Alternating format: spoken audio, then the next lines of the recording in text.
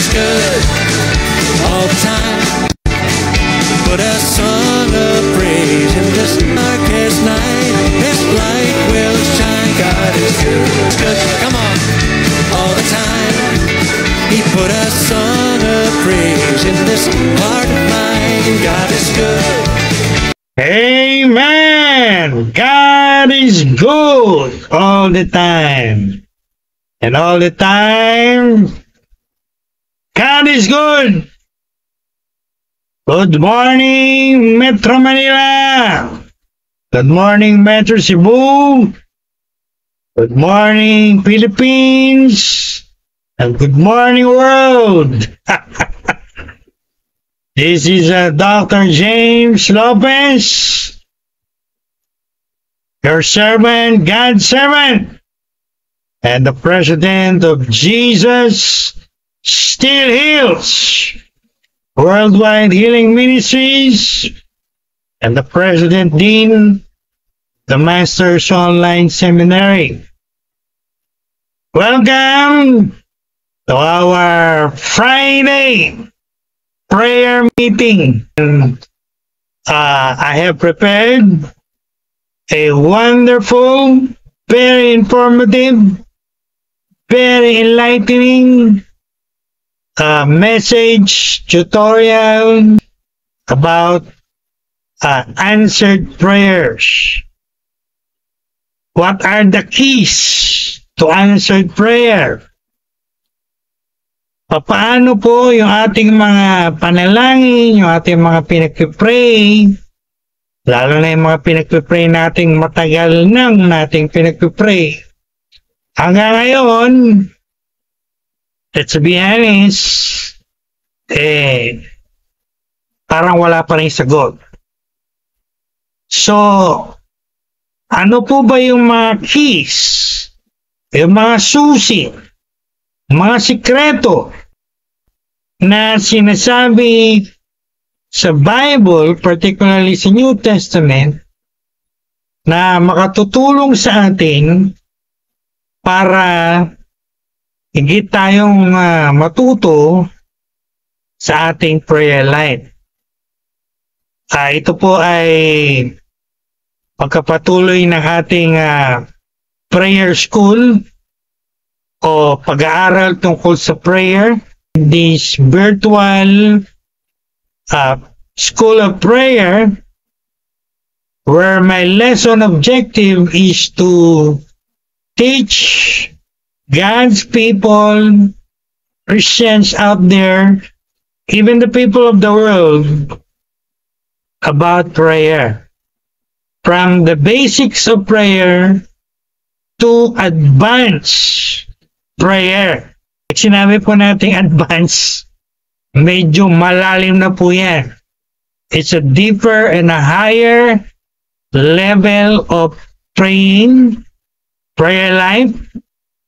Pag sinabi natin basic, yan po yung mga ABC ng prayer.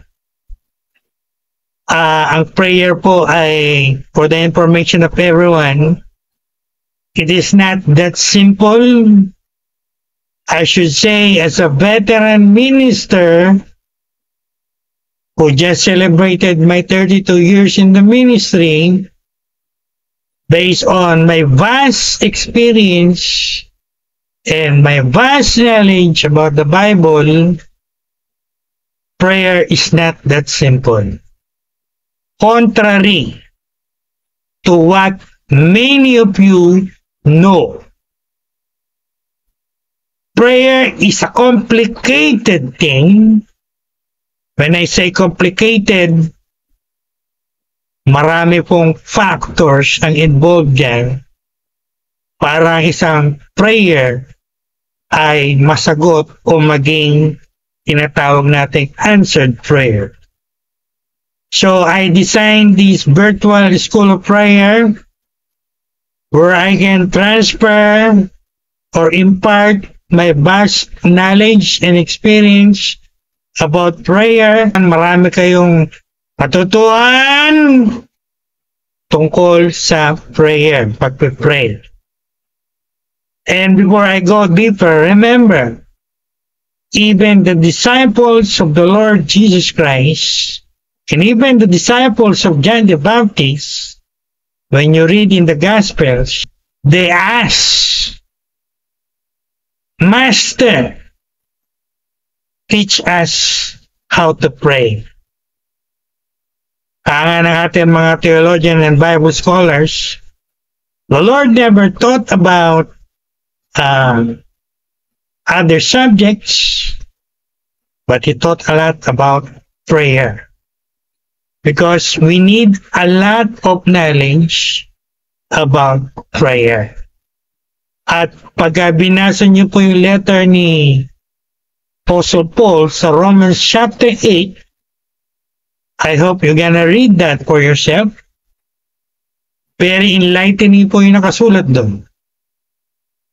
We have a weakness when it comes to prayer. Ano po yung weakness natin?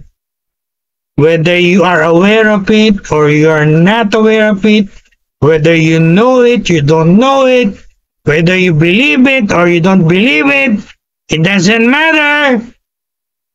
Because it is clearly written, we have weakness. Weakness when it comes to prayer. And what is our weakness when it comes to prayer? We don't know. We don't know what we should pray for as we ought. Tanggapin nyo man yung sarili nyo o hindi, paniwalaan nyo man yan o hindi po magbabago yung katotohanan na nakasulat dyan.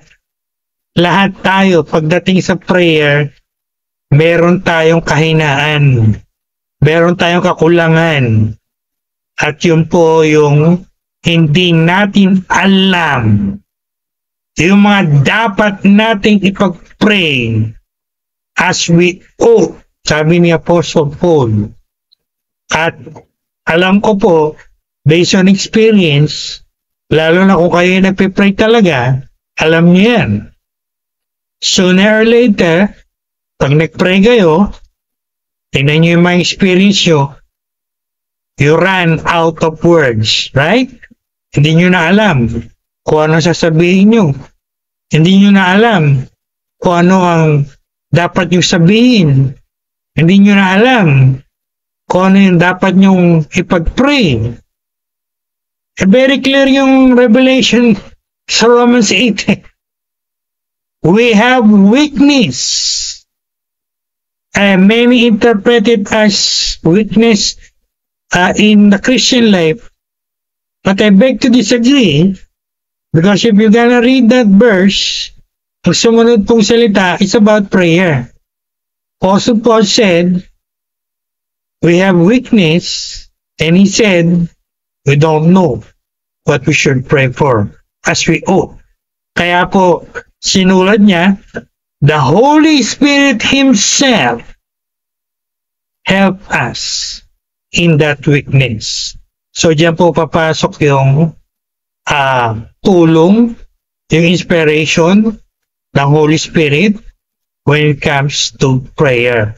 So, as we go deeper in this virtual prayer school, when we arrive dun sa sinasabi ko kanina na advance, deeper, higher, diyan natin papag-aaralan yung how the Holy Spirit help us in our prayer time. So, isa pong idea dyan, isang clue, yung pong naririnig nyo. The prayer language of the Holy Spirit. Praying in tongues. The Holy Spirit gives you those words because you come to the end of your line and you need that help from the Holy Spirit. In the Old Testament, the Holy Spirit is called the Spirit of Intercession. So, darating po tayo dyan when we go to the advanced level about prayer in this virtual school of prayer. Nasa basics pa lang po tayo. Tend to use the remaining 1 hour in prayer time. Magpipray tayo for 1 hour. So, by way of review, I gave you the first lesson when the Lord said in the Sermon on the Mount, when you pray, do not use vain repetition. Pag daw tayo mananalangin, huwag tayong gumamit ng mga walang kabuluhang mga paulit-ulit na ginagawa ng mga reliyosong tao noon at ngayon. Ulit-ulit. Sabi ni Lord, vain, walang kabuluhan, no? At napag-aralan din natin nakaraang first lesson, when you pray, you go inside your room and you talk to God in private, and the Lord who sees you in private will reward you openly, publicly. So yan pong mga yan, yung mga basic yan when it comes to prayer. So I'm going to give you the lesson number 2 in this virtual school of prayer. Again, I classify this as basics, fundamental, not advanced, not deeper, not higher level. Pagka kayo mga matatagal ng Christians, bumibilang na kayo ng taon bilang Christians, dapat alam nyo na po ito. At hindi nyo lang alam, dapat master nyo na ito. Dahil mga basics to when it comes to prayer. So ano po ang lesson natin this morning, our second lesson? Well, I like this lesson. This is basics, fundamental, but sad to say, in reality, marami Christians are not practicing it. Not practicing it when it comes to their prayer. Ano yung binabanggit mo, Bishop Lopez? Let's go to our text for this lesson number 2, this Friday prayer meeting. And you can read that from Matthew chapter 7. Matthew chapter 7, verse 7 to 11. Ulitin ko po. Ating pong aralin ay magagaling sa teksto natin sa Gospel, Ebanghelyo ng Mateo, Kapitulo 7, talatang 7 hanggang 11. And para mabasa natin ito ng malapit sa original Greek, again, lagi ko po itong binibigyan din sapagkat marami sa inyo ang prefer na translation ay NIV, marami King James. Again, I will say it again, hindi po ako magsasawa. The best translation will be the Amplified Bible because it goes to the original Greek of the original manuscripts and it amplifies it. Kaya ang tawag Amplified Bible. Alright, let me read that to you from the Amplified New Testament. Matthew 7, verse 7 to 11. I want everyone to listen up. At huwag lang po kayo makinig. Unawain niyo po ito. Hear this and understand this. This is very important. The Lord Jesus Christ said, ask and keep on asking, and it will be given to you. Seek and keep on seeking, and you will find. Knock, and keep on knocking, and it will be open to you. Verse 8. For everyone who keeps on knocking and asking and seeking receives. The last verse. Very personal, very relevant. What man is there among you who, if his son asks for bread,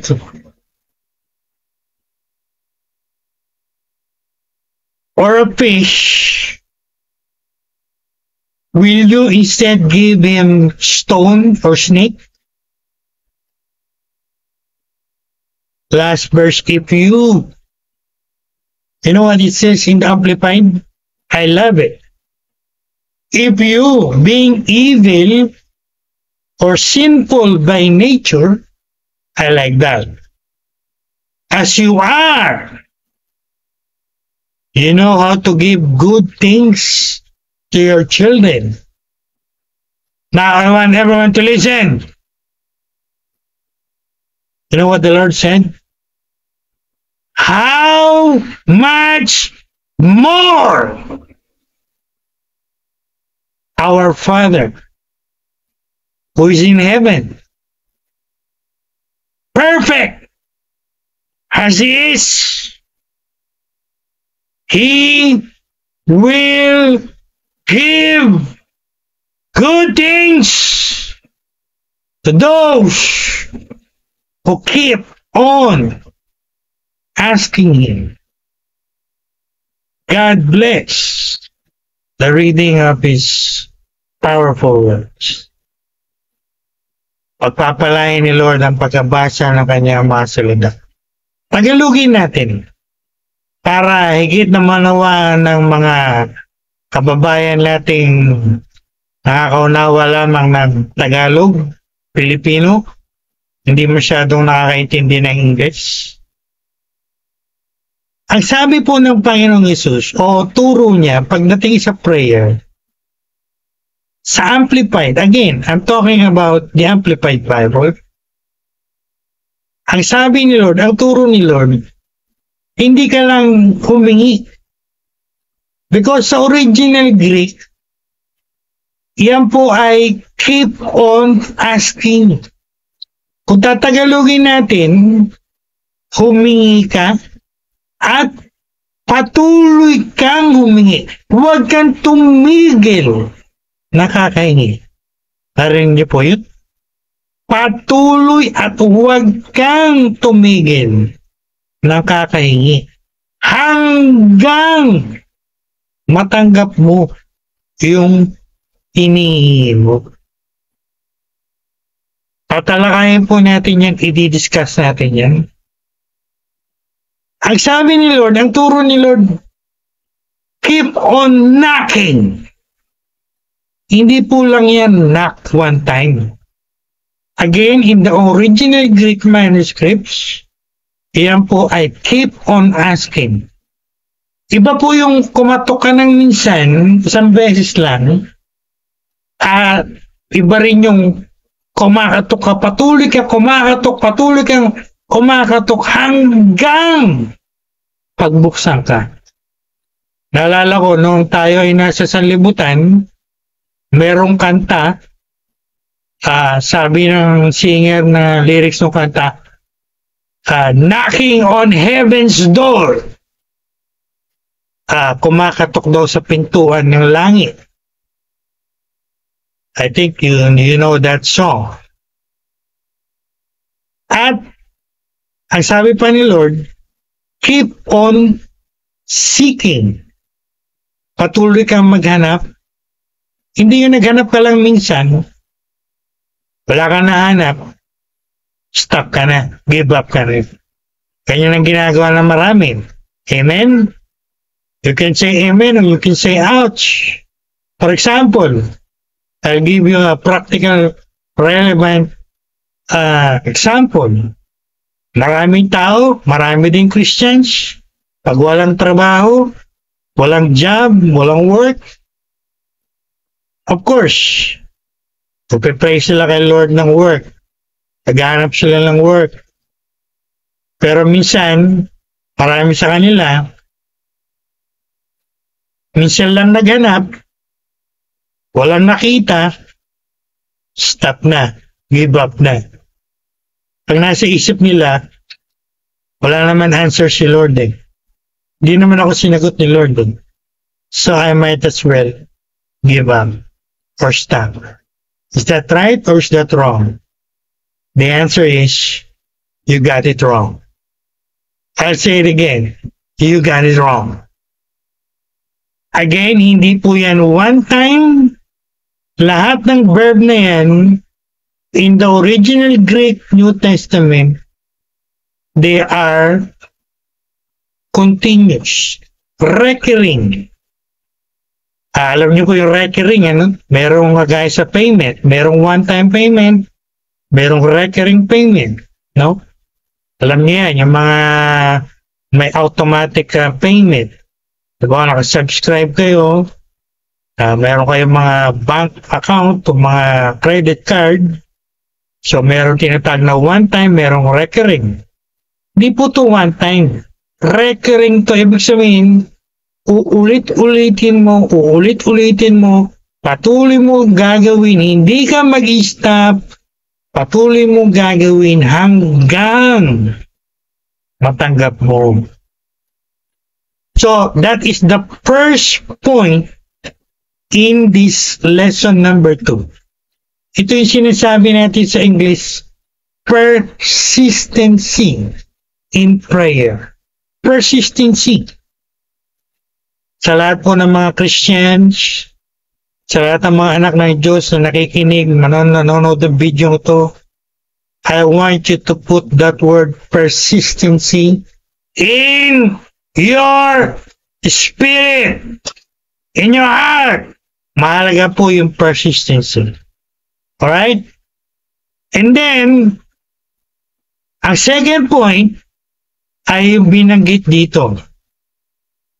Kung tayo ng mga ama, mga magulang, pag humingi yung anak natin ng tinapay, ng pagkain, siyempre binibigyan natin sila ng pagkain, di ba?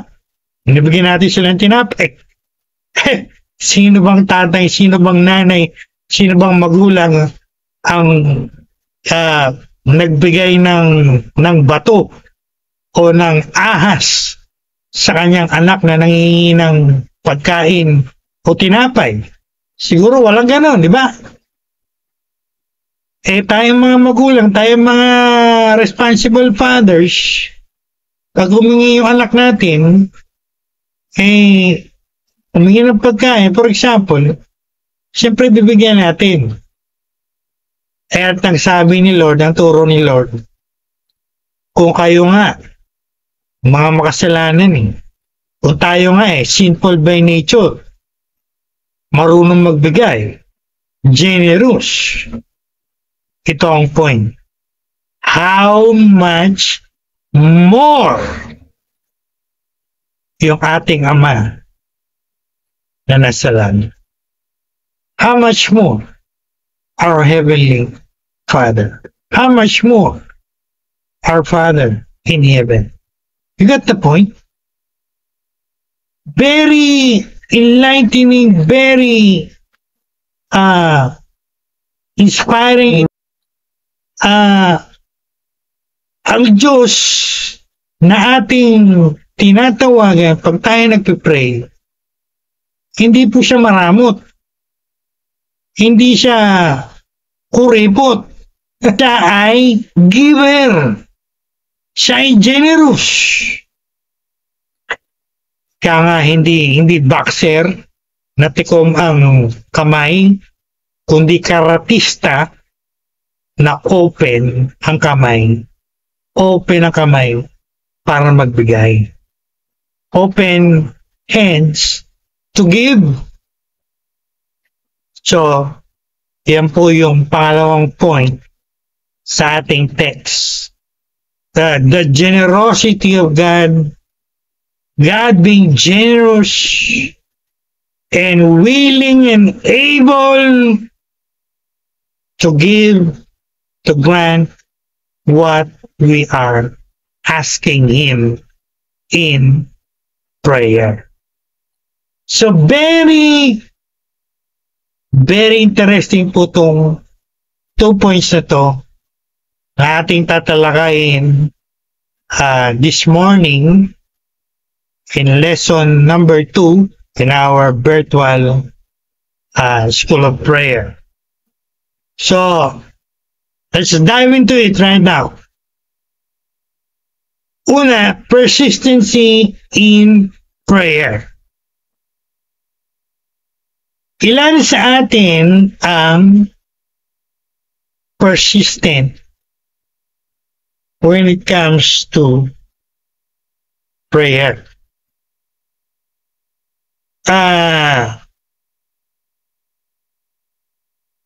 Kayo po ba ay persistent in your prayer life? Sa inyong mga pinagpe-pray? Sa inyong mga hiningi kay Lord? O hindi kayo persistent? Minsan lang kayo humingi. Minsan lang kayo nag-pray. Parang walang sagot. So, na-discourage kayo. Na-disappoint kayo. So, nag-stop kayo. Nag-give up kayo. At hindi nyo na kayo nag-pray. Hindi na kayo humingi. That means you are not that persistent in prayer.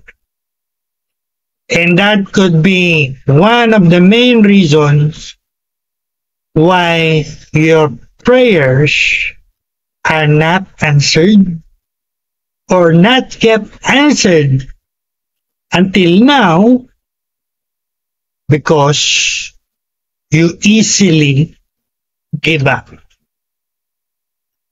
You are not that persistent.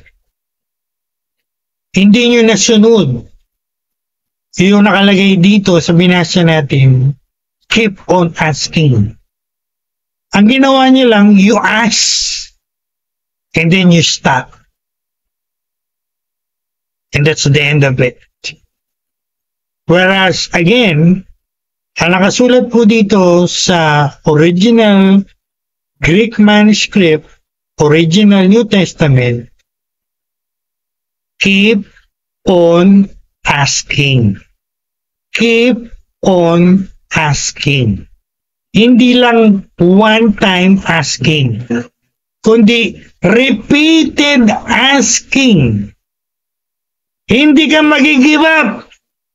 Hindi ka titigil hanggat hindi mo natatanggap yung hinihingi mo o pinagpipray mo. So, I'm sure,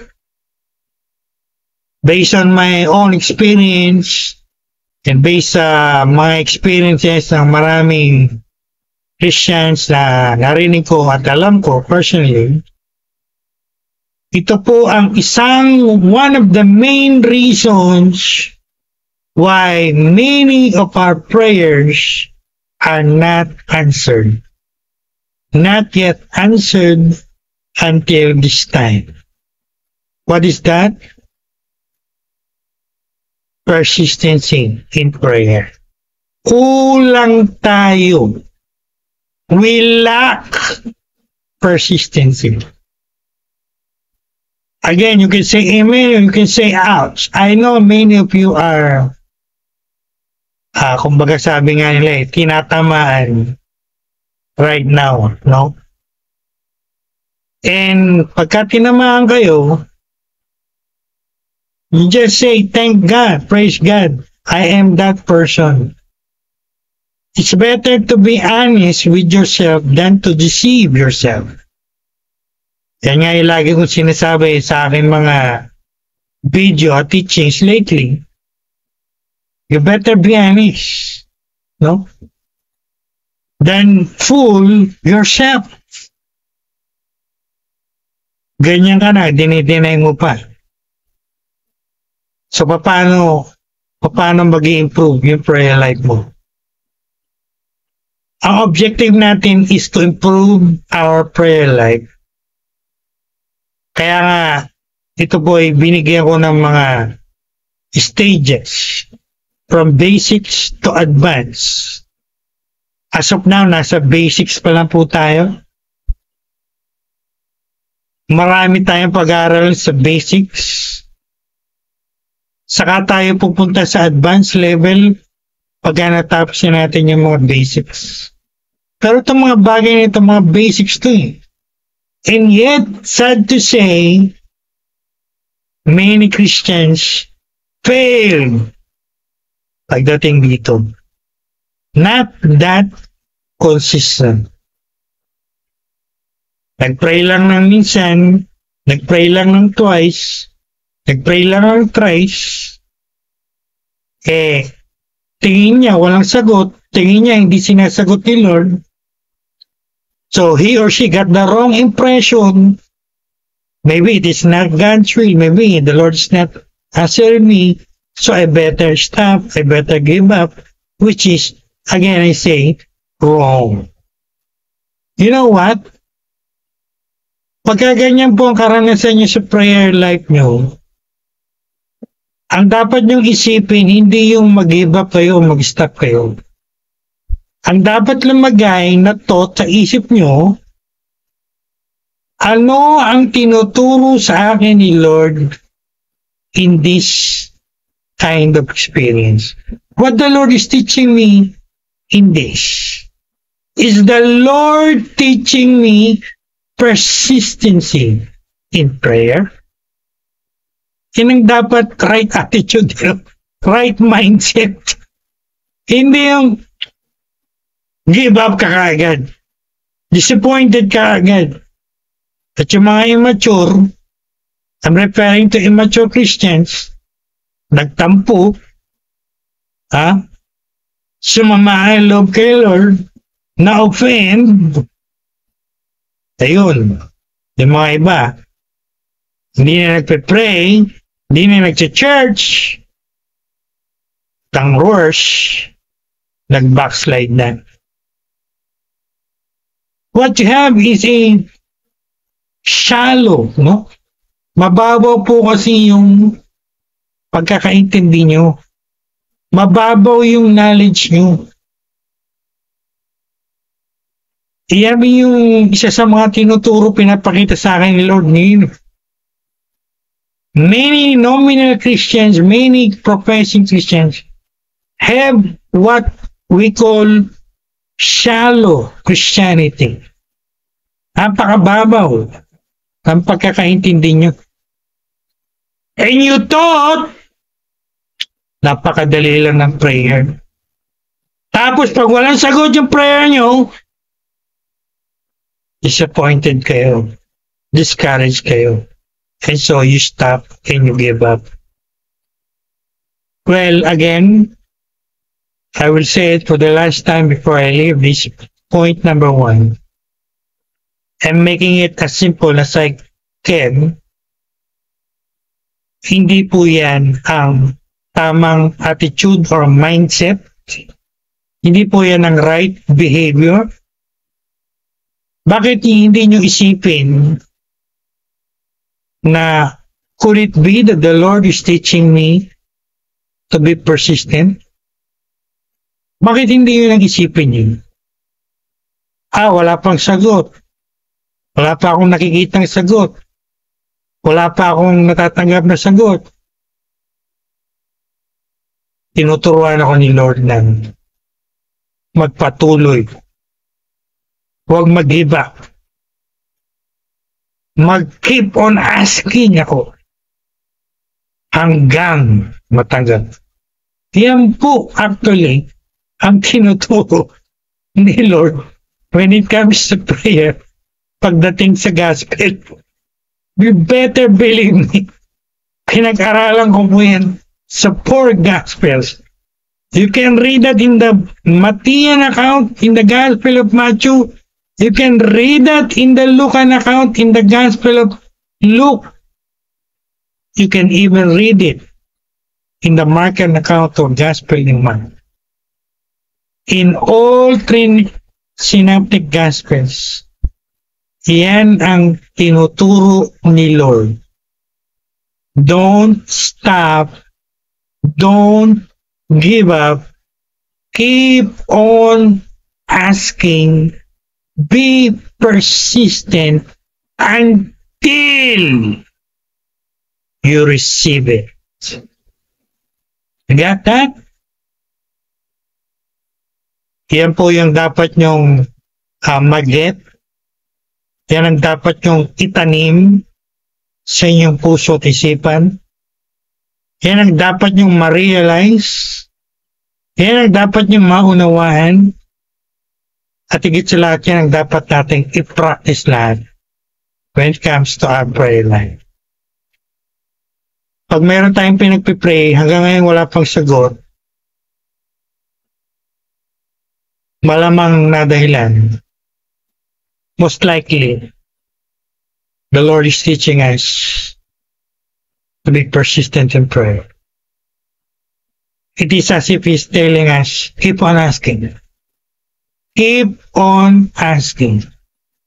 Because we have the promise in the next verse. He said, for everyone who keeps on asking, receives. That is written in the original Greek manuscript. So, before I leave this point, habang nakikinig tayo ngayon, mag-isip tayo. Isipin natin, ano yung mga pinagpipray natin na hanggang ngayon wala pang sagot. Hindi pa natin nakikita yung sagot, hindi pa natin na-experience yung sagot. Isipin natin ngayon. Think about it now. Think! Isip po kayo ngayon. Kung kailangan nyo mag-throwback kayo.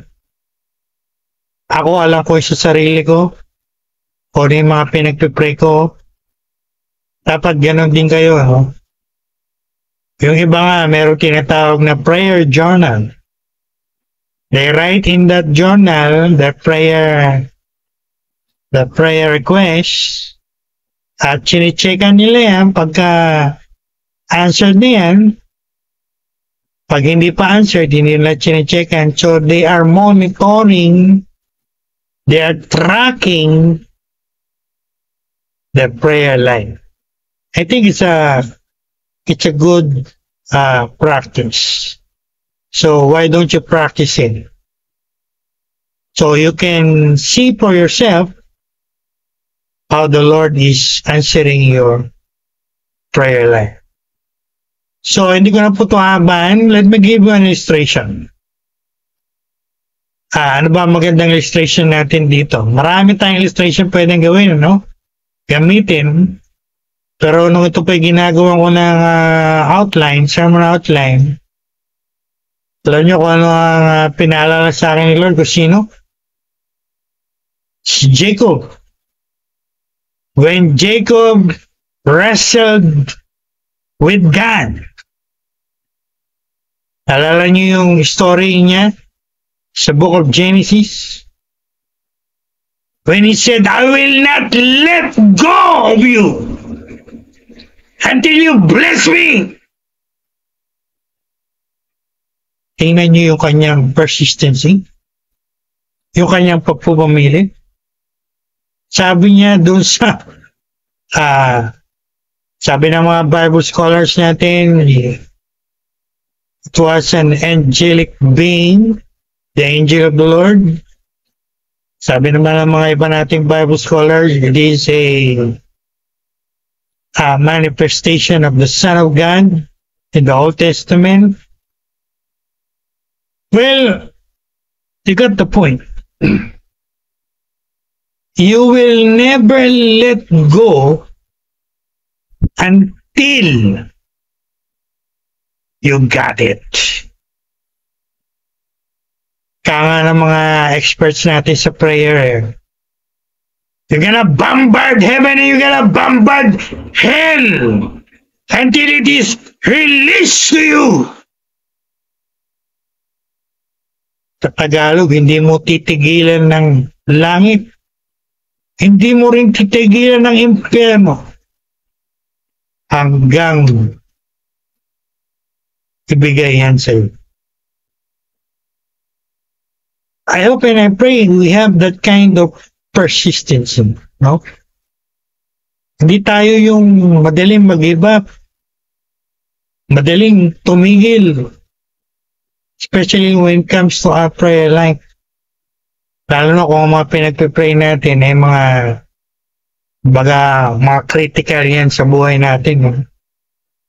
Whether it is financial or whether it is health or whether it is spiritual, whatever. Whatever you're praying for, the lesson is be persistent. Don't give up. Keep on asking until you actually receive it. Ito po yung meron kaming saying pagdating din, push. P-U-S-H, and that is biblical, push. It simply means pray until something happen, or pray until it happen to your life. For example, wala kayong work, ganap kayo ng work, wala kayong pera, mag-pray kayo na mag-pray day and night. You cry out to God, you talk to God. Hindi yung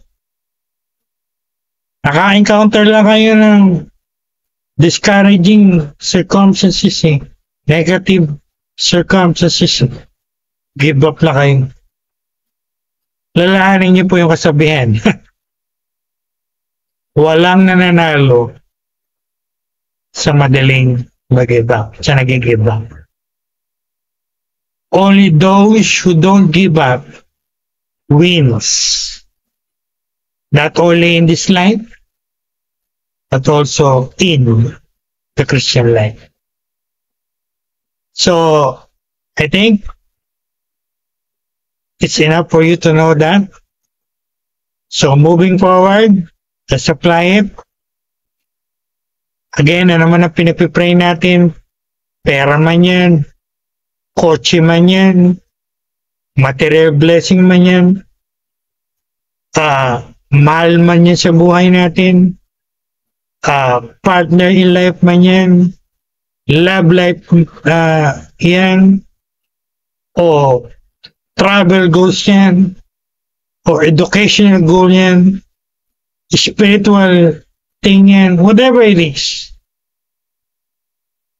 Be persistent. Don't give up until you receive what you are praying for. Remember, I'll end this point with these words. Ang sabi doon sa ating text, how much more our Heavenly Father, He will give good things. Na-notice niyo po ba, na-observe niyo po ba yung construction ng words? Kanino niya rin ibibigay? Sa mga madaling mag-give up? Sa mga minsan lang nag-pray, tapos nag-stop na? O, ang nakalagay sa original Greek, He will give good things to those who I keep asking Him. See? Sino ang binibigyan ni Lord? Sino ang sinusagot ni Lord? Sino ang bibigyan ni Lord ng mga good things and mga good blessing and the good things of life? Yung mga hindi nagpe-pray? No. Those who are keep asking Him. Yung mga humingi at patuloy na humingi sa Kanya na merong pananampalataya. Alright? So that is very important. Persistency. Again, put that word persistency in your spirit, in your mind, in your long-term memory. At alisin nyo na po yung mga giving up or stop sa inyong mga vocabulary. When it comes to prayer, you got to be persistent to have answered prayer. Believe me, it is written in the Bible. So the answer to what are the keys to answered prayer? You have one, persistency in prayer. When you're persistent in prayer, sooner or later, you will have it. You will actually have it. Alright? Number 2, last point, bago tayo magtapos. Again, 2 points lang po ito. First is persistency. How are we gonna pray? Persistent. And then, number 2. I like this. Kanina sinabi ko po, gumamit si Lord dito ng human illustration. Gumamit siya ng human analogy. Ang sabi niya, makinig po kayo mabuti. Unawain niyo ito. Kinumpara niya ang ating Ama na nasa langit na ating tinatawagan pag tayo nagpipray. Kinumpara niya yung ating Ama na nasa langit sa ating mga earthly fathers. Ang sabi niya, sino sa inyong mga ama ang paghiningan ng anak, humingi ng bread o food o pagkain? Sinong ama ang hindi magbibigay ng pagkain? Meron bang tatay? Meron bang ama? Nakakita na ba kayo ng tatay ang hiningan ng anak ng pagkain? Imbis na pagkain ang binigay, bato ang binigay o ahas ang binigay? Ganyan yung wording na ginamit ni Lord dito. Meron ba kayo nakakita? Meron ba kayo nabalitaan? Meron ba kayo narinig? Well, ang masasabi ko, kung meron kayong narinig, abnormal po yun. No? Walang normal na tatay. Katatapos lang natin mag-celebrate ng Father's Day last June. Walang normal na tatay na sa matinong pag-iisip na pag humingi ang anak niya ng pagkain, bibigyan niya ng bato or worse, ahas, serpent. Gaya ng binanggit dito ni Lord. At ang matindi, tinaas ni Lord yung analogy na to, illustration na to, very clearly sa Amplified. Ang sabi niya, kung kayo nga sinful by nature, you know how to give good things to your children. Sa Tagalog, kung tayo nga may mga sinful nature. Tama po ba? Tama ba si Lord? Meron tayo sinful nature? The answer is yes. Sa mga Christians out there, don't tell me wala kayong sinful nature. Mag-aral kayo ng Hamar Theology. Kung ang pastor nyo hindi marunong ng Hamar Theology, sabihin nyo mag-aral ng Hamar Theology. Whether unbelievers or Christians, we have sinful nature. Ang big difference lang, tayo mga Christians, we are free from the power and penalty of sin. But we are not yet free from the presence of sin. That's why every day we still struggle with our sinful nature in our flesh. Yeah, binigyan ko na kayo ng konting lecture about hamartiology, studying of sin. Meron tayong sinful nature. Sabi ni Lord, kung tayo nga may mga sinful nature, marunong tayo magbigay ng mga good things. Tinaas niya pa. Sabi niya, how much more? Sipin niyo nga po to.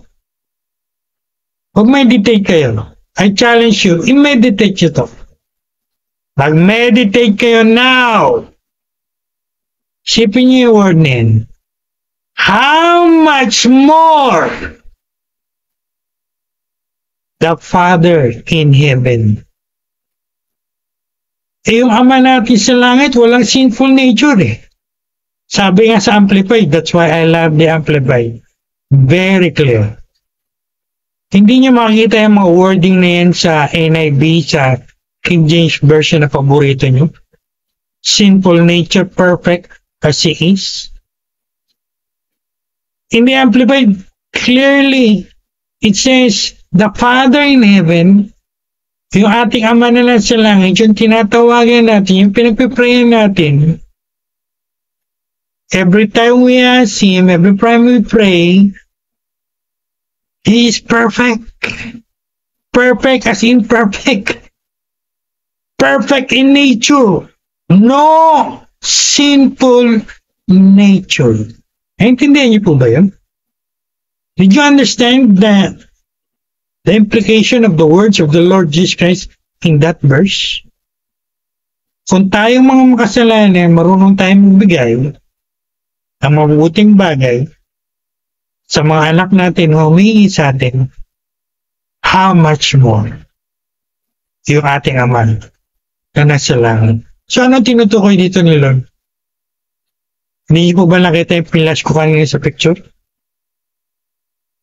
Tinutukoy dito the goodness of God, the generosity of God, the willingness of God to answer our prayers, the ability of God to give what we are praying for.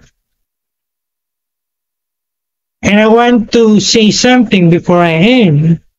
I think I am inspired to say this. Wala po ito sa outline ko, pero it came to me right now. What do you think? Na kanino po ang problema? Why we have a lot of not answered prayer? Na kanino problema? Bakit meron tayong mga wala pang sagot na panalangin? Dahil ba sa Diyos? O dahil meron tayong failure when it comes to our persistency?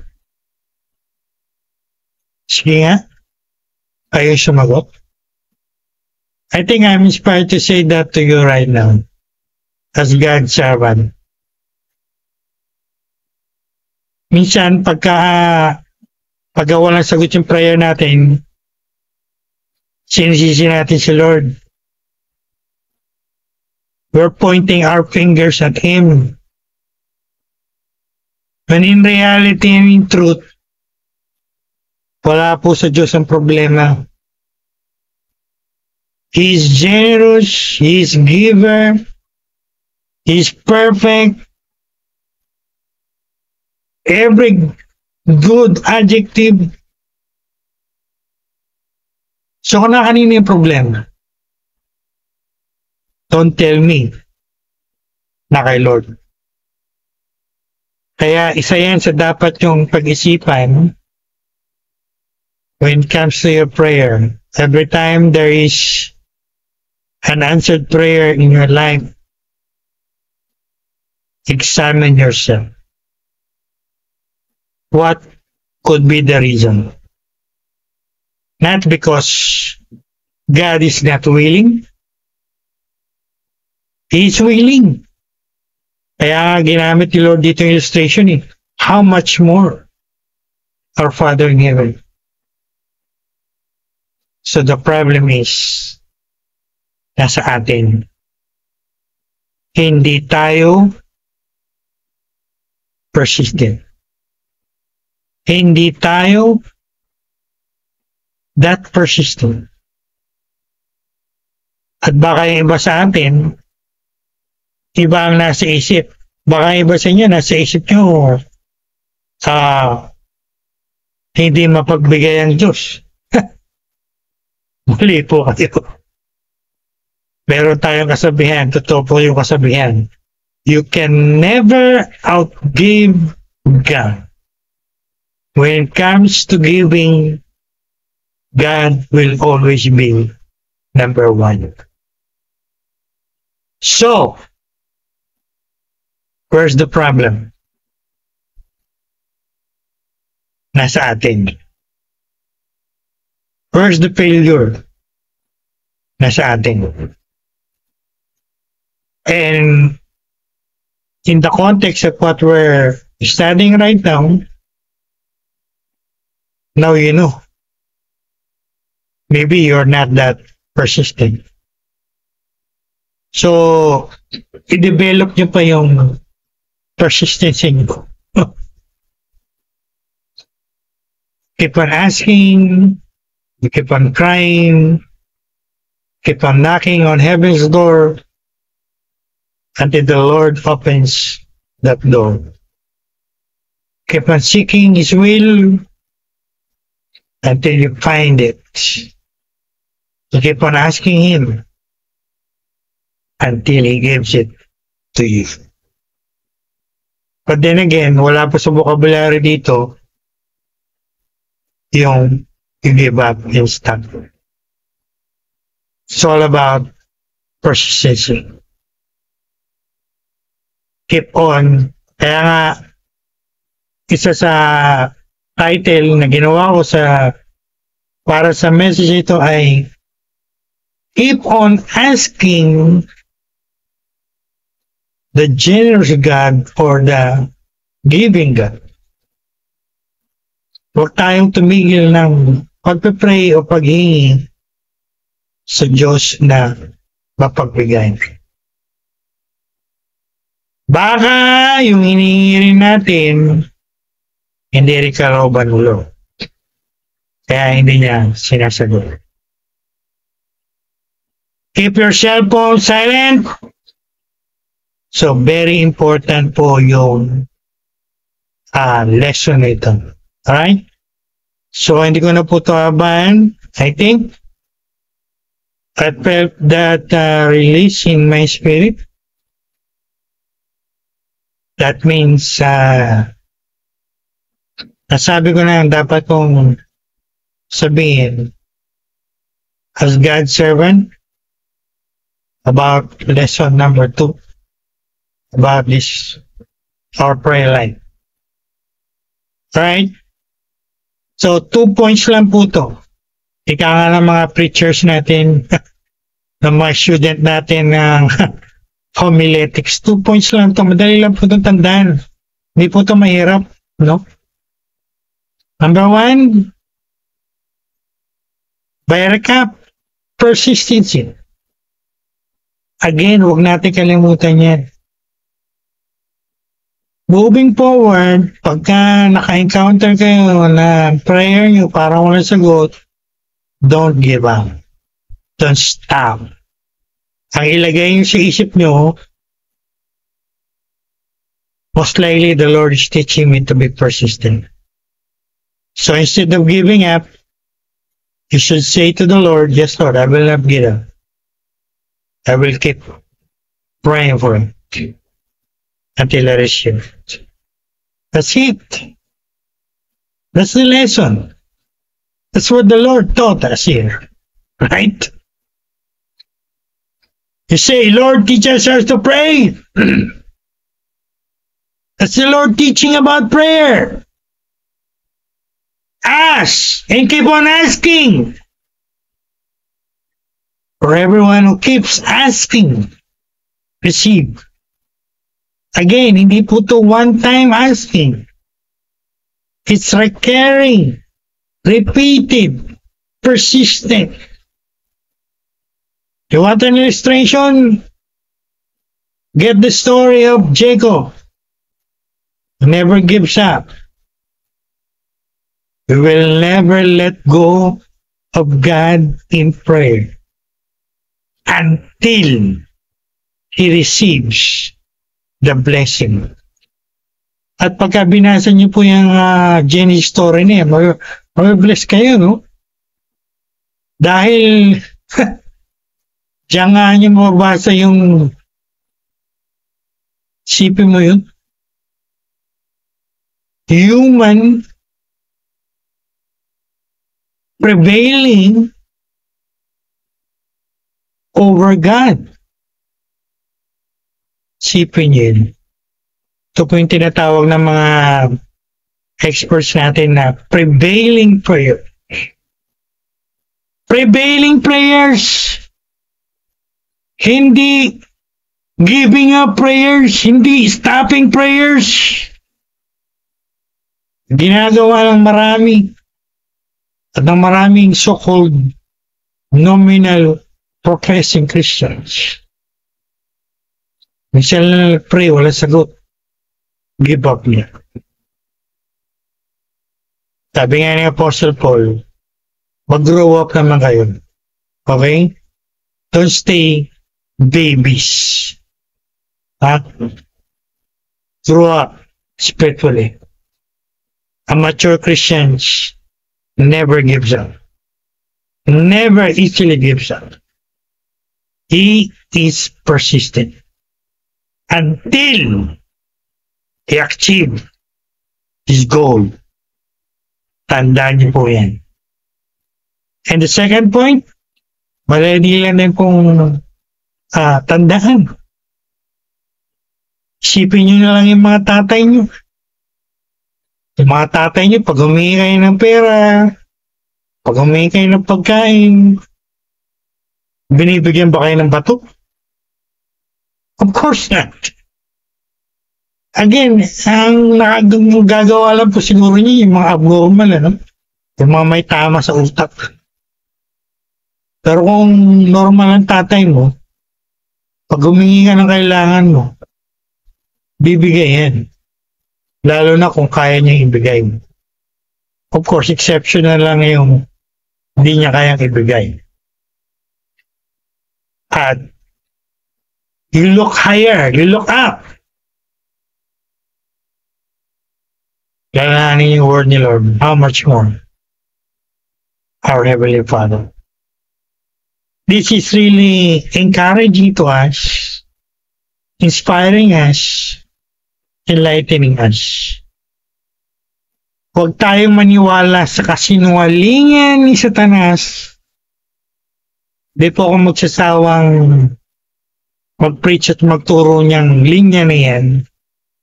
Sapagkat nakasulat po yan sa Bible. The devil is a liar! The number one liar! The greatest deceiver. Ang ipapakita niyan sa iyo, hindi sinasagot ni Lord yung prayer mo. Ang ipapakita niyan sa iyo, yung mga circumstances sa buhay mo na negative. Tapos hahagisan ka niyan sa isip mo ng mga negative thoughts na nagsasabi, oh, tingnan mo ang mga circumstances sa buhay mo. Tingnan mo ang mga what is happening in your life. Sinasagot ba ni Lord yung prayer mo? It's a lie of the devil. Kaya again, babalik po ako sa sinabi ko, lately, matuto tayong huwag nakapokus sa ating mga circumstances. It can be a lie from the devil. Lalo na pagka negative yan. Eh, saan po tayo titingin, Bishop? Wala nakasulat sa Bible from the Old to the New to look on your circumstances. Give me a verse to challenge you. Isa lang po ang nakasulat sa ating mga Bible. At yan ang maliwanag na tinuturo sa akin ni Lord. Looking unto Jesus. Who is the Lord? The giver and the finisher of our faith. Ang nagbigay at nagmamature, nagpapalago ng ating faith. Look to the Word of God, to His promises. Sa pong verse na tinuro sa akin, Lord, maliwanag dyan lately, nasa Romans, when the Apostle Paul talks about the faith of Abraham, he did not consider his body. He considered the promise of God. See? And I thought to myself when I was meditating on that, because the Lord is showing that to me clearly, pahuli na po to, pagtapos na ako. Imagine mo kung si Abraham, 100 years old, 90 years old, nakapokus sa katawan niya at sa katawan ni Sarah na asawa niya, 90 years old. Do you think magkakaanak sila? If their eyes were on their circumstances, do you think they will have a miracle? I'm telling you frankly, never. Anong secret nila? Wala sa kanilang mga circumstances nila. Wala sa mga katawan nila. Yung mga mata nila. Their eyes were on the written word and on the living word of God. That's the key. That's their key. That's your key. That's our key. And I'll make a declaration right now. Anyone who focus on their circumstances, I'm sorry to tell you, sooner or later, you will be deceived or defeated. Because that is a clear revelation from the Lord. Satan, our enemy, is using our circumstances to lie to us, to deceive us. At kung hindi kayo nakikinig ngayon, it's up to you. But for me, it's a clear revelation. Our victory is fixing our eyes, our faith on the living word, the Lord Jesus Christ, and on the written word, on His promises, especially when it comes to our prayer life. Huwag po kayong tumingin sa mga circumstances, lalo na pag mga negative yan. Gagamitin ni Satanas yan para i-discourage ka at sabihin sa utak mo, tingnan mo, sinasagot ka ba ng Diyos mo? Tingnan mo. Totoo ba nakasulat sa Bible? That's a lie of that defeated Satan. Tanim niyo po yan sa mga pag-iisip at puso. Hindi po galit si Bishop Robert. Hindi po ako galit. I'm preaching that, I'm teaching that, with that force, with that power, because the Holy Spirit is leading me to do so. Lahat tayo dapat gets yan. We cannot afford the devil to deceive us by his lies. No? Paano ba magsisinungaling yung demonyo na yun sa atin? Siyempre, sa mga nilalagay niya sa isip natin.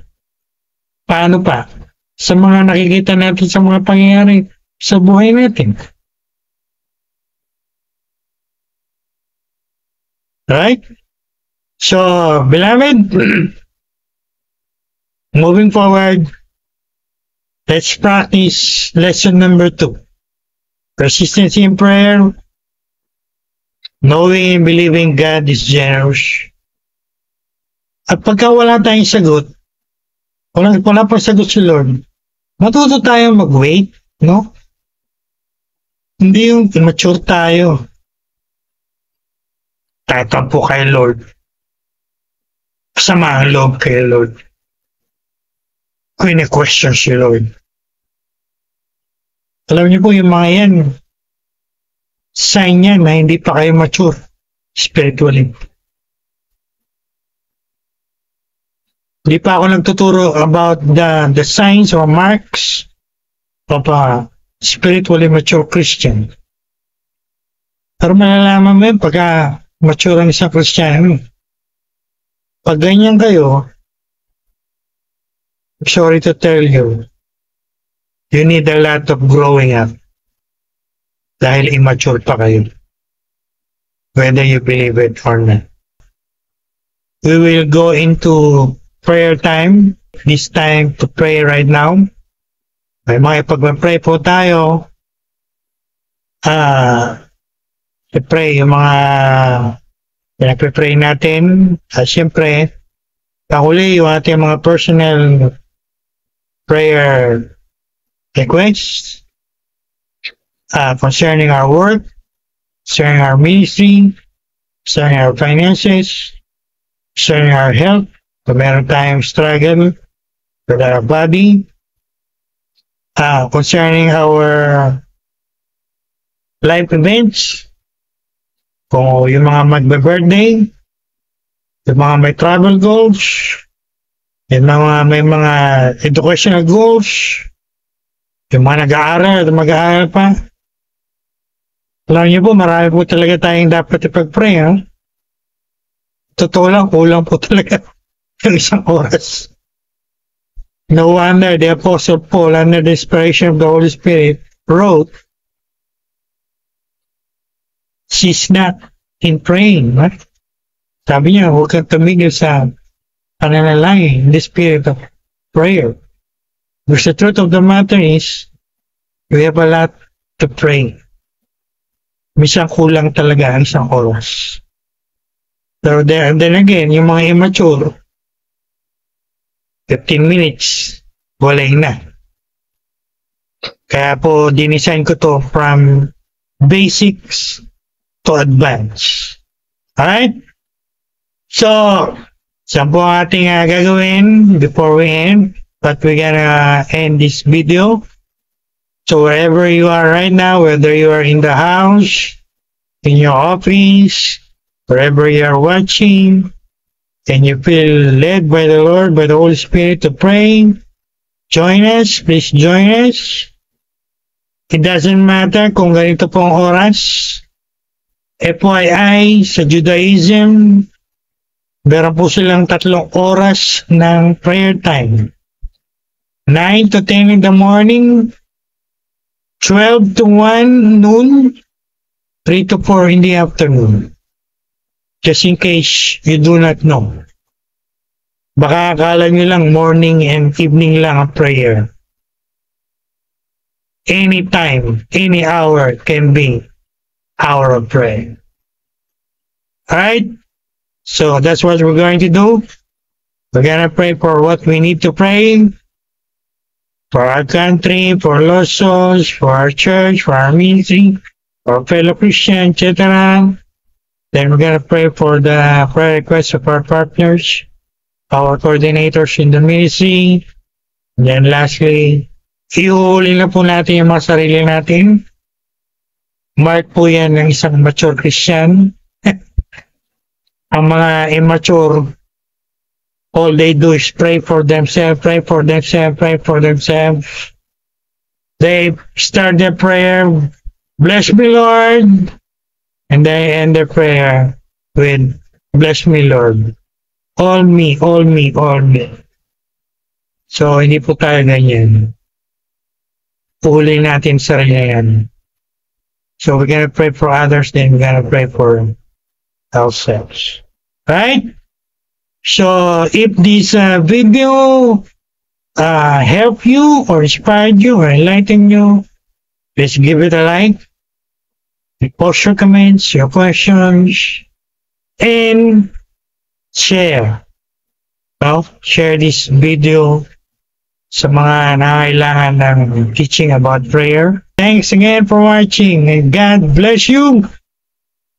God bless our prayer life with more answers to our prayers in the coming days. In Jesus' mighty name.